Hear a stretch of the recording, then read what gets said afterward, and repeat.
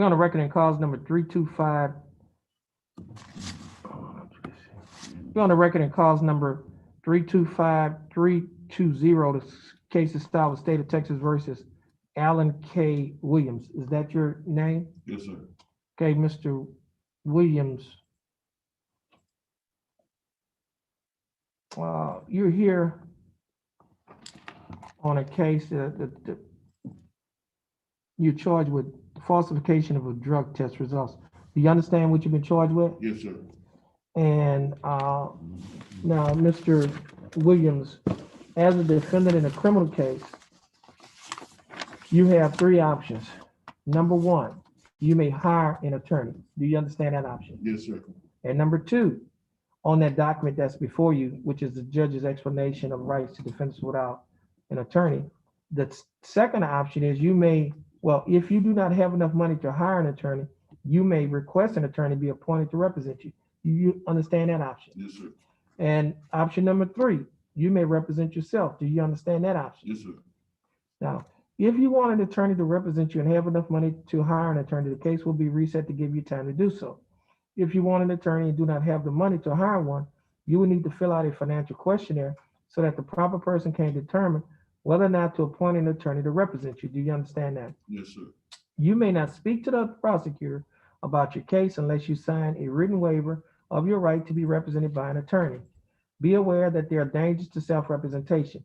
Waiving your right to an attorney and representing yourself may result in a worse outcome for you and your case, including the loss of significant legal rights and opportunities relating to military service, possession of a firearm, housing and public benefits, child custody, immigration status for non-citizens, and employment.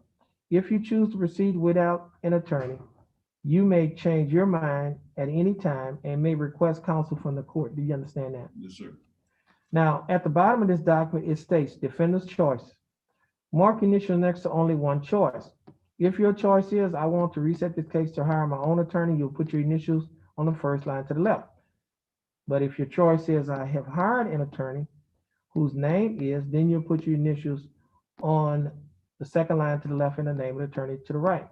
If your choice is, I want to apply for court-appointed counsel, then you put your initials on the third line to the left.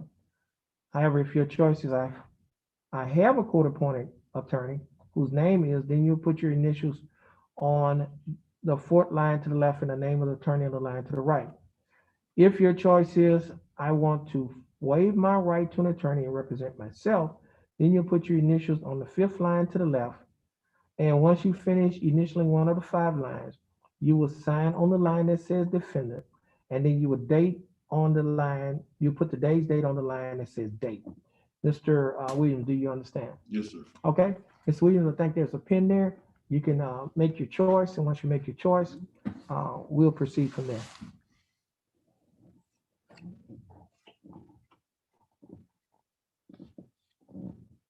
Just put my initial.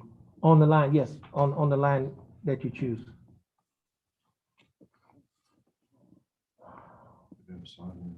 Right up to that. Yeah.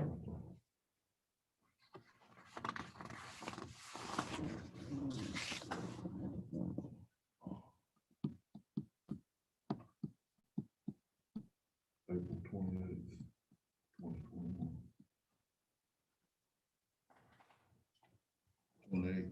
Yes. 28th, yes.